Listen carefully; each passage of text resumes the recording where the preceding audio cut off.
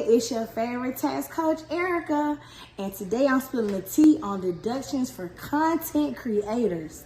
If your clients are killing on YouTube, TikTok, or Instagram, they might be able to claim some awesome deductions to offset their expenses.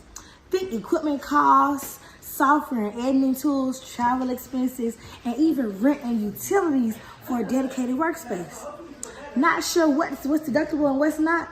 Don't worry, we got you. Just consult with a tax professional or an accountant to make sure that your clients are getting the most bang for their buck.